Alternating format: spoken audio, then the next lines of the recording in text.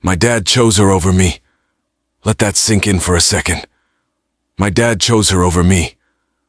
Not a difficult ex-wife, not a demanding step-sibling, but a woman who looked him in the eye and, with a smile, convinced him to lock his own son away for 12 years while she stole my entire inheritance.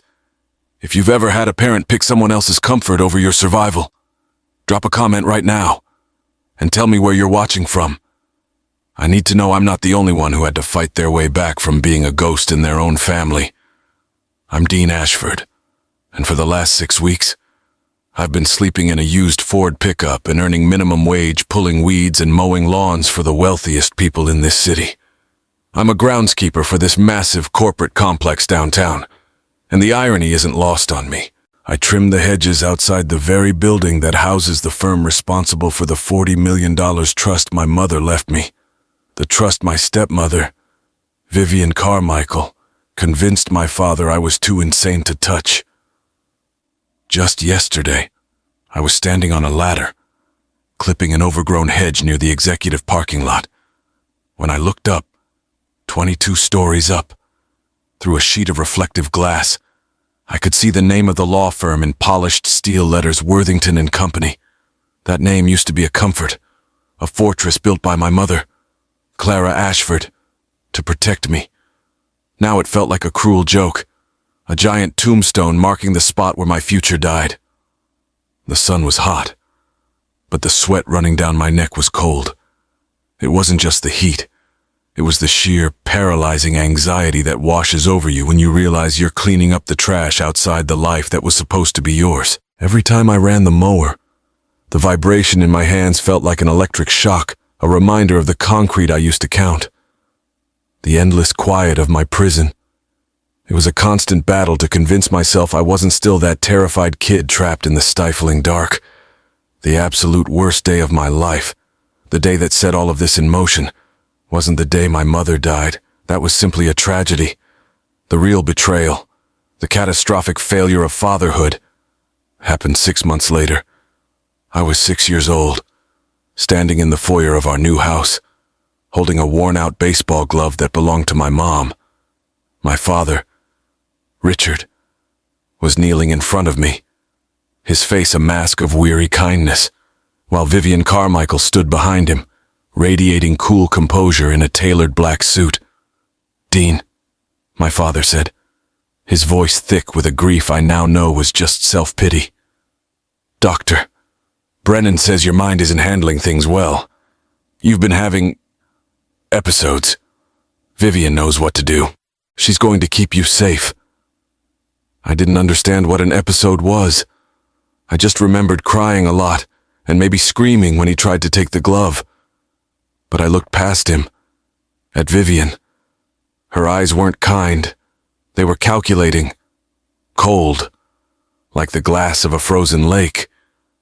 She gave me a brittle, almost non-existent smile, the kind you give a child right before you take their favorite toy.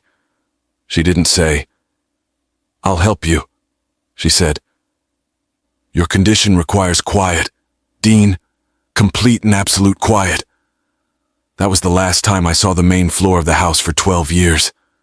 My dad chose her over me. He stood up, avoiding my eyes, and walked away. Vivian led me up the impossibly steep, narrow servant stairs tucked away in the back stairs I never knew existed to the attic. She opened the low, heavy door. The stench of dust, old wood, and forgotten things hit me immediately. Before she slammed that lock shut, I heard the final, crushing line, whispered with a chilling satisfaction. "Welcome home, Dean. We're going to be very, very comfortable here." That lock didn't just seal a door, it sealed my fate. It was the moment I realized the man who should have been my protector was now my jailer's willing accomplice. I was 6, and my father had just sealed me in a prison made of dust and lies. You have to stick around for the rest of this. What Vivian Carmichael did to keep that fortune is pure, calculated evil, and the ending. It's the kind of satisfaction you only see in movies. If you want to see the exact moment I got justice for 12 years of darkness and humiliation, hit that subscribe button right now. Subscribing means you won't miss a single step of the comeback, and it tells YouTube that stories of fighting back against betrayal matter. Don't be a spectator to injustice, join the fight. Now, let me tell you what that attic looked like. The attic wasn't a room, it was a punishment designed by silence. It was roughly 20 feet by 20 feet, suffocatingly small, especially for a kid who kept growing. The only window was a narrow, dusty pane tucked high into the eaves, giving me a slanted view of the roof shingles and, sometimes, the distant crown of an oak tree. Vivian Carmichael had painted the inside of that glass panel black, not completely, but enough so that light was a suggestion, not a reality. It created this perpetual, nauseating twilight. I could tell if it was day or night, but I couldn't tell the time. The air was the first thing that hit you thick, still, smelling of mold, old insulation, and the dry rot of forgotten mistakes. In the dead of summer, that place became an oven. The roof shingles baked the heat directly down, and I would lie flat on the cracked floorboards, gasping, sweat pooling under my back, wishing for the blackouts Vivian claimed I had so I could just pass out and escape the heat stroke. In winter, it was the opposite. The wind would howl right through the gaps in the eaves, and I would spend the nights curled up on the ancient, thin mattress she'd given me, shaking so violently my teeth hurt. But the silence was the worst jailer. Downstairs, I could sometimes hear muffled laughter, the distant clinking of wine glasses, the sound of my father and Vivian living a life I was now forbidden from. I'd press my ear against the floorboards, trying to catch a fragment of conversation, a piece of music, anything to prove the world hadn't just evaporated. When I heard my father's booming laugh, the one he never used with me anymore, it wasn't comfort. It was a sharp, physical pain in my chest. My dad chose her over me, and every sound from below was a reminder of his choice. To keep from losing my mind in that isolation, I created rituals. I had to impose order on the chaos. I had to prove I wasn't mentally disturbed. I started with the roof beams. There were exactly 87 wooden crossbeams supporting the roof in my line of sight. Every morning, I would run my fingers over them, counting each one like a rosary, a meditation against madness. If I missed one, I'd start over. If I counted too fast, I'd start over. It was my way of owning the space, mastering the small, miserable universe they had sentenced me to. Vivian would come up once a day, never more, always with a theatrical sigh that told me what a burden I was. She'd unlock the door. The metallic scrape of the deadbolt was the loudest, most terrifying sound in my life, and slide a tray in. It was always the same rotation: Monday, cold canned beans; Tuesday, some kind of mystery soup; Wednesday, stale peanut butter crackers. She wore thick rubber gloves, always, as if my presence alone was toxic. She never stepped more than 3 feet inside the threshold. "Did you have an episode, Dean?" she'd ask, her voice flat, emotionless. "The doctors say we have to monitor your volatility." I always shook my head, terrified. "No, Vivian, I was quiet. I was counting the beams." "Good," she'd reply, shutting the door. The sound of the lock clicking, click, click, click, was the definitive punctuation mark on my day, signifying the end of hope and the beginning of another 23 hours of waiting.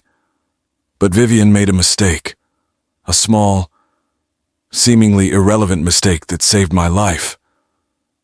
Early on, she tossed a few items up there, claiming they were educational materials for your condition.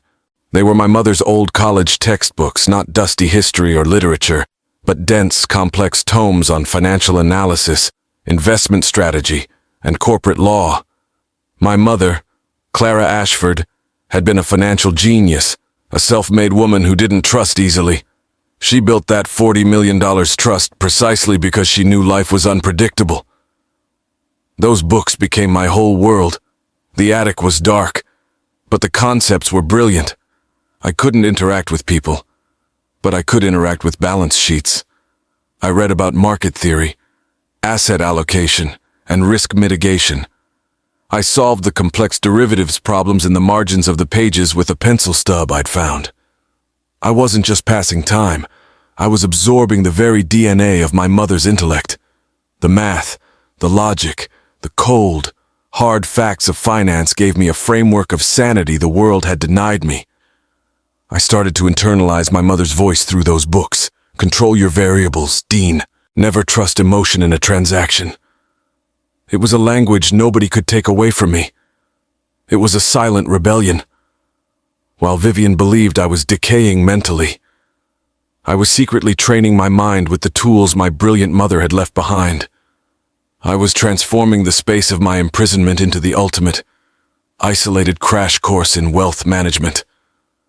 I was becoming my mother's ghost, haunting the financial legacy that should have been mine. Sometimes, when I looked at those books, a deeper, colder rage would set in. Why was Vivian keeping me up here? It wasn't just to keep me safe.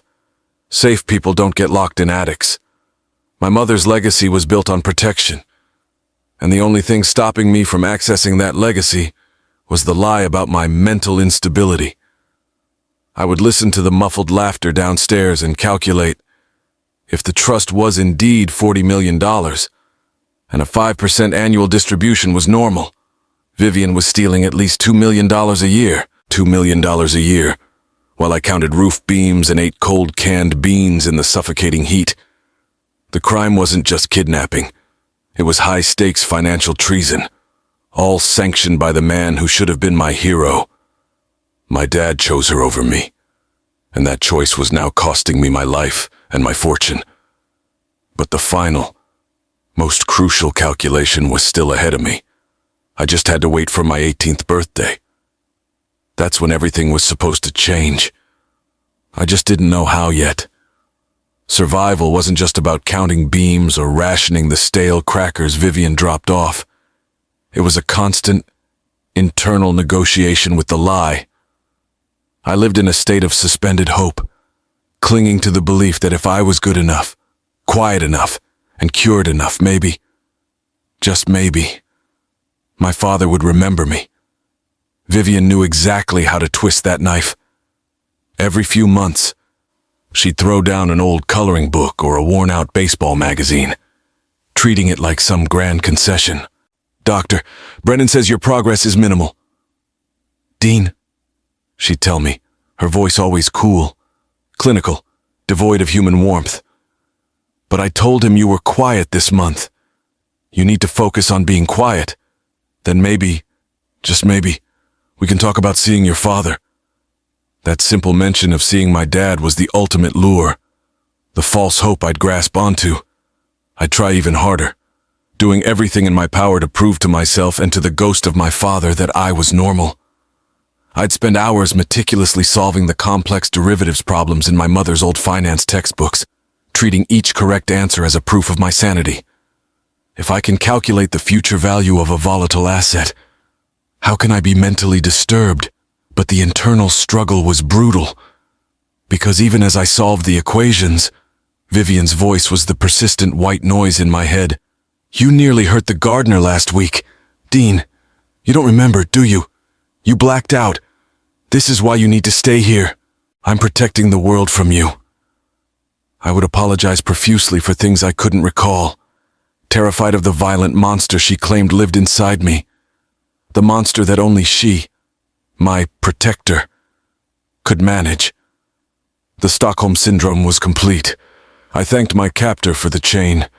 The harsh climate of the attic became the physical manifestation of her cruelty and my subsequent training.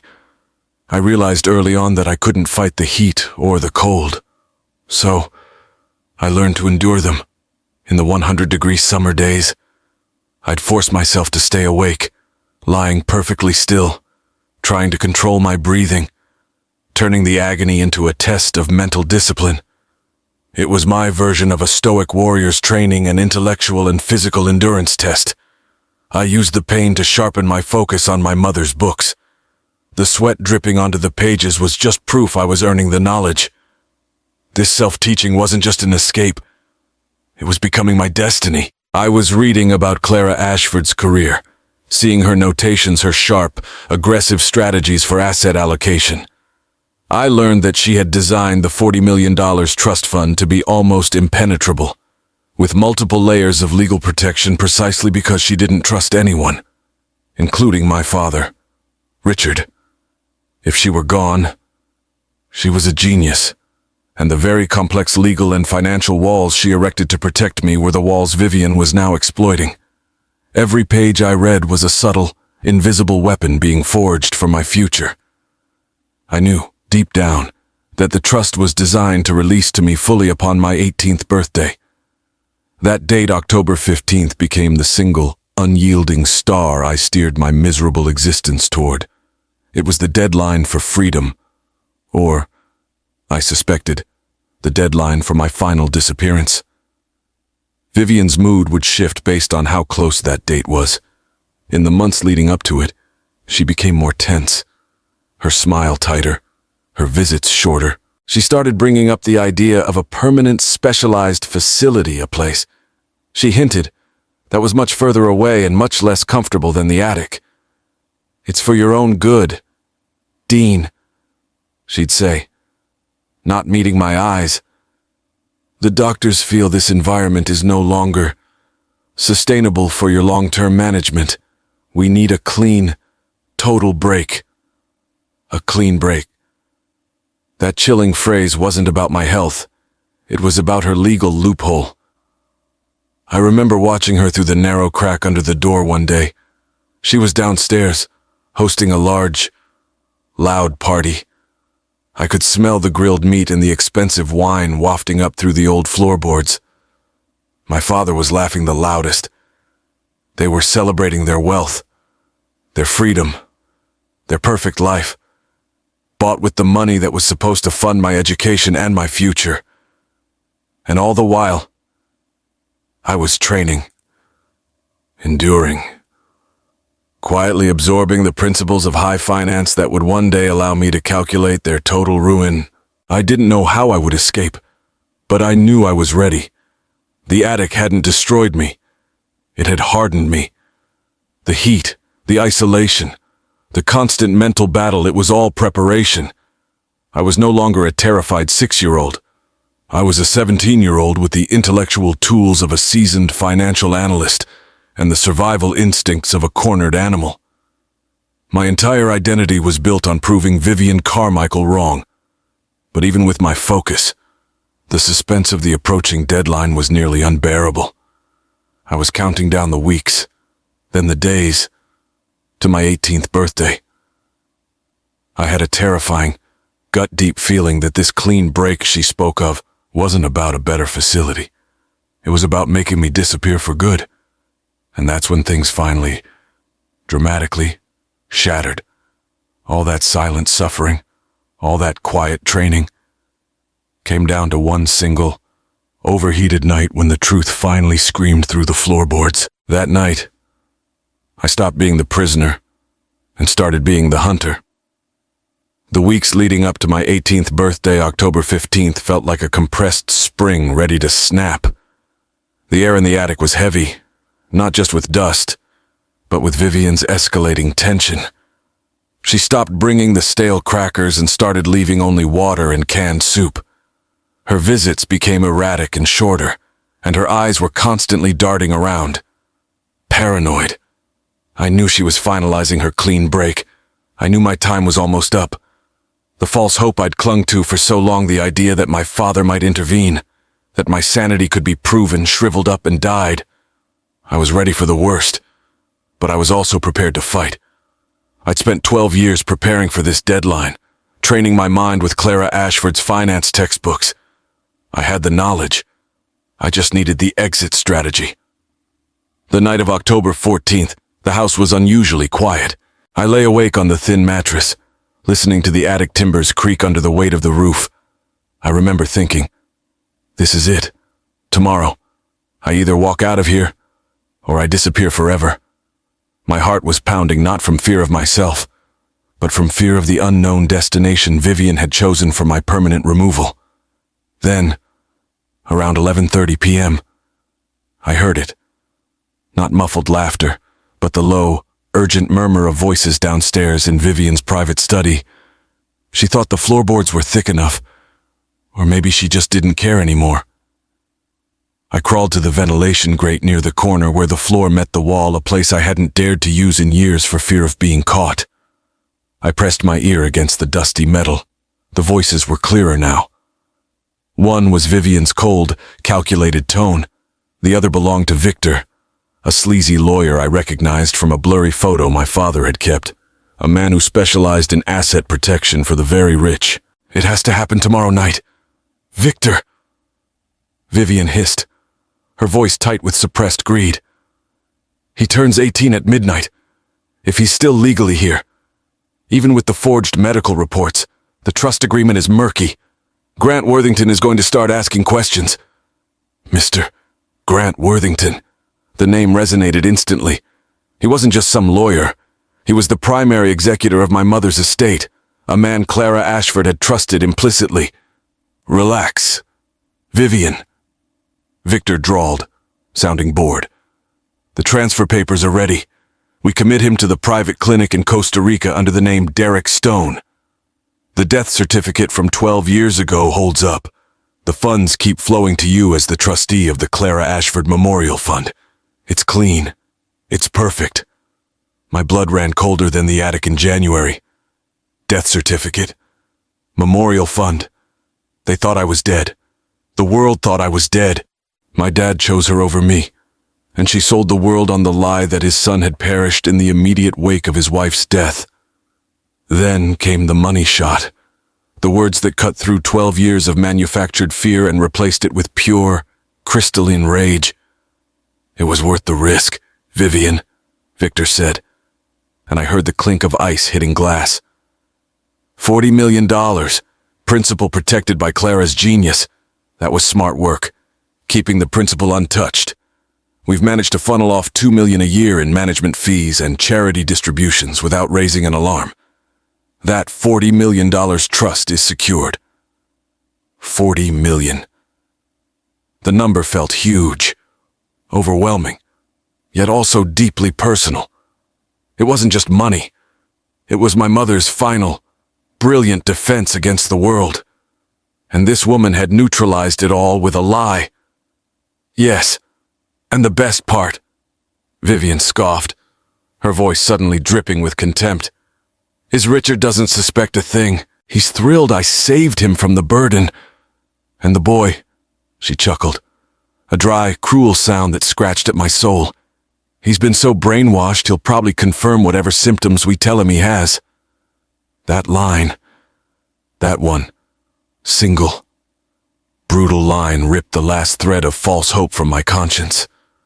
I hadn't hurt anyone. I wasn't a monster. I was just an obstacle. A number. A mechanism in her sophisticated financial fraud scheme. All the apologetic nights. All the guilt over the blackouts.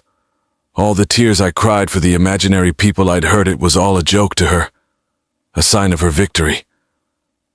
I pulled back from the grate, my body shaking not from fear, but from a calculated, cold fury that felt alien yet entirely mine. The rage was an anchor. It grounded me in the truth. I looked at my hands, not searching for evidence of violence against others, but searching for the power to act. I didn't have a plan. I had a deadline, a truth, and 12 years of my mother's financial genius stored inside my head. I had less than 24 hours until they made me Derek Stone and shipped me to a clinic where I'd vanish forever. There was no time for fear, no time for self-pity. There was only time for action. I reached under the mattress and found the only tool I had, the rusty, broken hinge pin I'd pried from the corner of the attic window years ago. Just in case. I needed to break the lock. I needed to escape. I needed to find Mr. Grant Worthington. And I needed to make Vivian Carmichael pay for every single day she had stolen from me. The game was officially on. I didn't waste a second. The clock was ticking toward midnight, and every fiber of my being was vibrating with a dangerous mix of adrenaline and the cold clarity of financial fraud. I didn't care about the risk. All I cared about was dismantling Vivian Carmichael's lie before she could dismantle me. The attic door wasn't solid. It was an old wooden slab covering the stairwell, secured by a heavy external deadbolt. But years of neglect, coupled with the extreme heat and cold cycling through the roof, had warped the frame and rusted the locking mechanism. I used the hinge pin, twisting it into the gap between the frame and the lock plate. My hands were shaking so hard the rust cut into my palms, but the pain just fueled me. I was driven by the sound of $40 million and the memory of Vivian's cruel laughter. I worked in silence for what felt like hours, prying, jamming, and twisting until, with a wet crack of rotten wood, the entire lock assembly tore free from the frame. The heavy door swung inward, and for the first time in 12 years, I was looking out of the attic, not at the ceiling. The house was dark and quiet. I crept down the servants' stairs, my bare feet silent on the dusty wood. The air immediately felt cleaner, cooler, alien. Downstairs, I moved quickly through the shadows to Vivian's study. I grabbed the most critical evidence bank statements showing massive management fees deducted from the trust, a sealed envelope containing the fake death certificate and the Derek Stone transfer papers, and a faded photograph of my mother, Clara Ashford, smiling brilliantly on a yacht a life Vivian had stolen. I stuffed it all into the backpack I'd made from an old flour sack. I found the back door. It was locked with a modern bolt, but my mother's old finance books had taught me about leverage, risk, and pressure points. I used an old kitchen utensil to pry the jamb, remembering how Clara taught me about calculated risk. With a final shove, the door gave way with a soft thud, and then I was outside. The sheer sensory overload hit me like a physical punch. It was after midnight, but the suburban streetlights were like small, artificial suns, burning my eyes. The air real, cool. Moving air smelled overwhelmingly of freshly cut grass, damp earth, and distant diesel exhaust. I flinched, pulling the hood of an old jacket I'd grabbed over my head. I hadn't walked more than 20 feet at a time in a decade, and my legs felt weak, unstable, like a newborn calf trying to find its balance. I started running, or rather, I started jogging. I had to put distance between myself and that house. But then, the deep psychological conditioning kicked in. I heard a dog bark down the street. Loud, aggressive, and immediately, Vivian's voice flooded my mind. "You attacked the neighbor's dog last week, Dean? You don't remember. You blacked out." I froze dead in my tracks. A paralyzing wave of terror washed over me, not because the dog was barking, but because I suddenly feared myself. Was it true, I thought? Am I really dangerous? I looked at my hands, trembling in the glare of a streetlight, searching for the violent monster she had spent 12 years creating. What if I black out right now? What if I hurt this dog? What if I hurt the driver of that car coming down the street? This was the crisis point. Not the physical escape, but the psychological one. I was free of the lock, but I was still locked inside the lie. I forced myself to breathe, using the mental discipline I'd learned from Clara's books. Control your variables, Dean. Use data, not fear. The data was the bag in my hand, full of Vivian's lies. The truth was that I was a victim, not a villain. I pushed the fear back down into the pit of my stomach and kept moving, turning the paralyzing anxiety into propulsive energy. I ran for miles, deep into the city limits, until my chest was burning and my legs were screaming. As dawn broke, I found myself in the industrial heart of the city, a maze of steel, glass, and concrete. I saw a sign on a chain-link fence, "Grounds crew wanted, apply within." It was salvation, anonymity, and a job that kept me outside. I walked into the hiring office, looking like a literal ghost, pale, gaunt, clothes ill-fitting. The manager, a tired man named Mike, barely glanced at me. 18, he asked, not looking up from his coffee. "Yes, sir," Just turned, I croaked, my voice rough from disuse. Can you push a mower and keep quiet cash pay? I can, I replied. Keeping quiet was the one skill I had mastered in the last 12 years. For the next 6 weeks, I was Dean Ashford, groundskeeper. I worked from sunup to sundown, pushing heavy machinery, feeling the burn in muscles I hadn't known I possessed. I slept in a cheap, used Ford pickup, used public restrooms, and ate $1 menu food. It was hard, relentless work, but the exposure to the sun and the raw physical exhaustion was healing. It was the antidote to the attic. I was anonymous, free, and slowly, surely, reacclimating to the overwhelming noise and chaos of the world. Then, the inevitable happened. My job led me to the highest profile client in the entire district, the complex housing the financial elite. And one morning, pulling weeds near the glass doors, I saw the name Worthington and Company. My heart stopped. It was the name from Vivian's conversation, the name from my mother's books, the executor of the $40 million trust. I was now literally working beneath the feet of the only man who could verify my identity and validate my mother's legacy. This wasn't coincidence. This was the target. I just needed a way inside. And sometimes, fate gives you a very simple, very direct path to the truth. That path came in the form of a broken air conditioning unit on the 22nd floor. The broken AC unit on the 22nd floor was the universe throwing me a lifeline. My supervisor, Mike, needed someone reliable to go up there and monitor the repairs, someone quiet, someone invisible. That was me. I traded my sweaty t-shirt for a clean maintenance uniform and took the elevator up to the penthouse level. My heart was trying to punch its way out of my ribs. This was it, the moment of truth, the culmination of 12 years of attic training.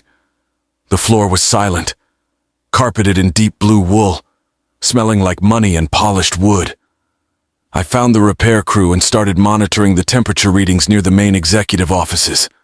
I was supposed to stay by the vents, but I saw the nameplate on the largest door, Mr. Grant Worthington, principal trustee. I knocked once, lightly. I had my flimsy maintenance excuse ready. When the door opened, I wasn't ready for him. Mr. Grant Worthington was a man in his late 60s, impeccably dressed, with a silver watch that probably cost more than my pickup truck. He had kind, tired eyes, eyes that reminded me faintly of the way my mother, Clara Ashford, used to look at me. "Can I help you?" "Son," he asked, holding a heavy crystal whiskey glass in one hand and talking into his Bluetooth earpiece. "Yes, sir. Sorry to interrupt. Just checking the ambient temperature reading near your office for the AC repair," I stammered, my voice sounding foreign and thin to my own ears. I tried to look down, to be the invisible groundskeeper. But Worthington wasn't looking at the thermometer. He slowly lowered his glass, his eyes fixed on my face.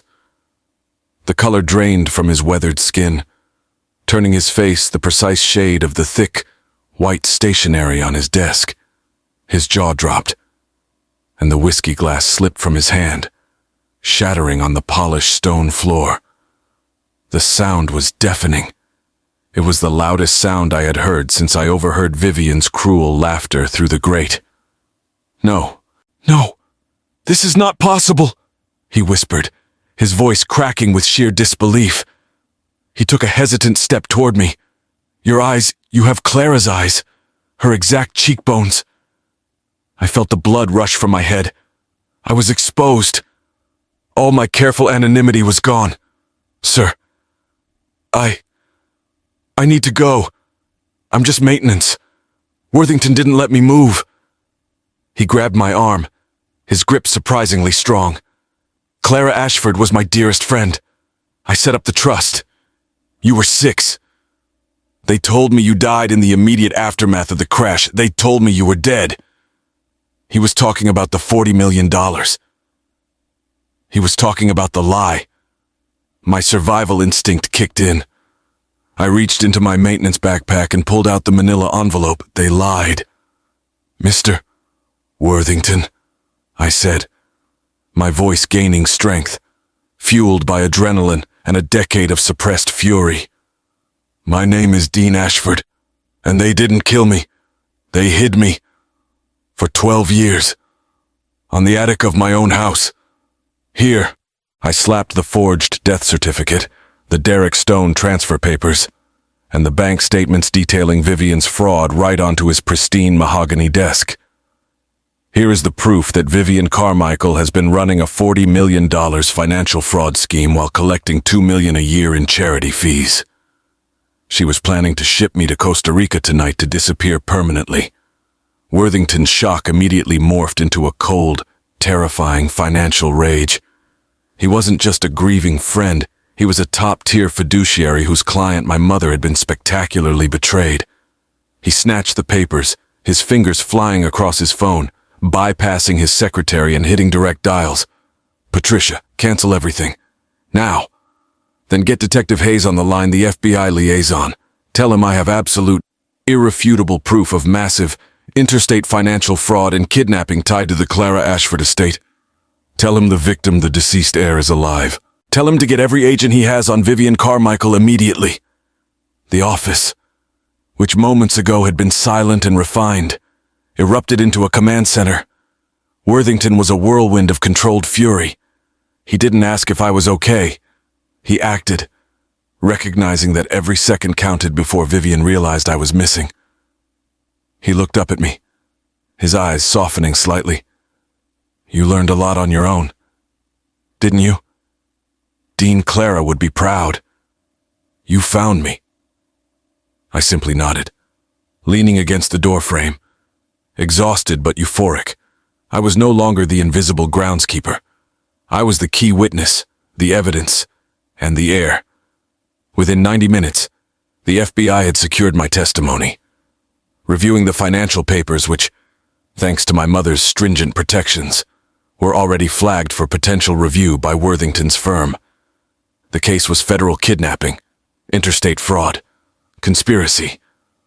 The next few hours were a blur of agents and legal briefings. By 4:00 a.m., the call came in.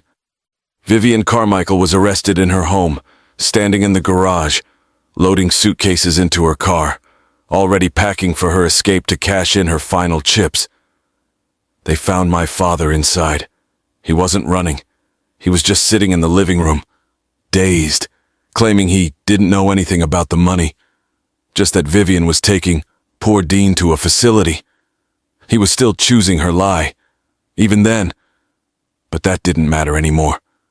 The final accounting was due. Justice wasn't just coming.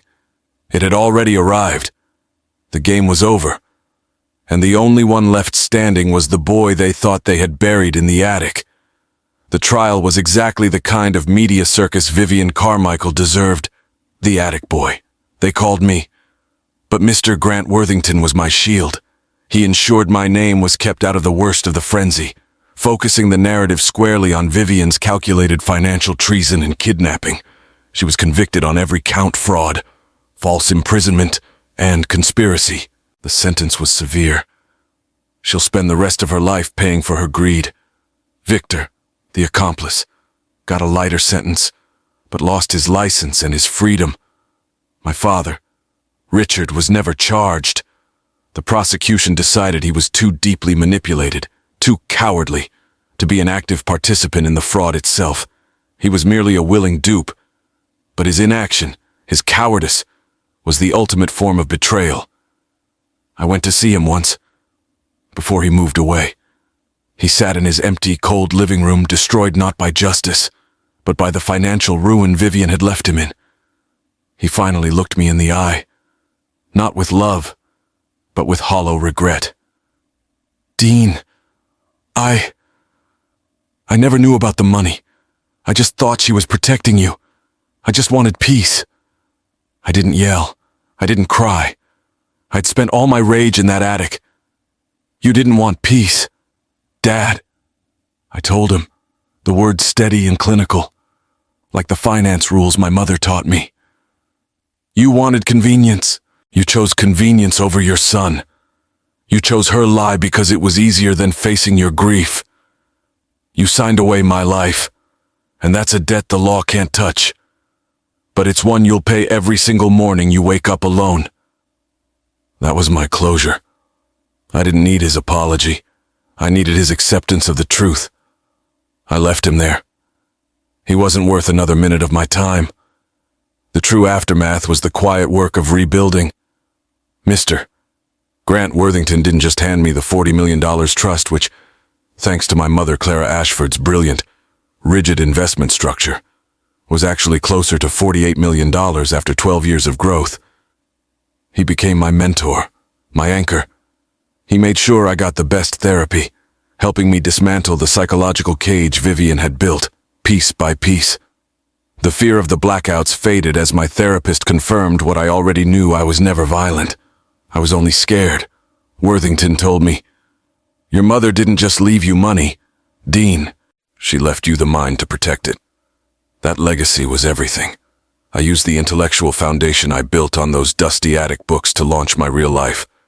I earned my GED in 6 months and, true to my mother's path, was accepted into a top university to study corporate law and finance. I'm not just managing my wealth. I'm managing my destiny. The numbers don't lie. They don't betray. That is a kind of truth I can finally trust. I bought a home, not just an apartment. It's a loft with enormous windows, a glass box that faces east. I specifically had the architects install a huge skylight right above my bed. I keep all the curtains open, all the time. It feels vulnerable, sure, but after 12 years of darkness and isolation, I crave the visibility. I crave the sun. Every morning, the sunlight streams directly onto my face. It's my daily proof that I am free, that I am seen, and that I deserve to be part of the world. But the most important part of my comeback isn't the wealth or the home. It's the mission.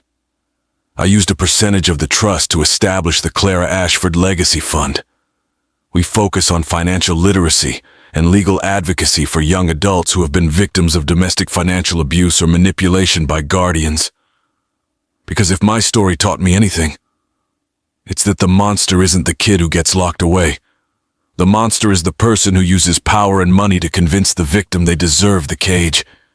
We help kids, often those who were like me, invisible, voiceless, victims of a sophisticated betrayal masked as protection.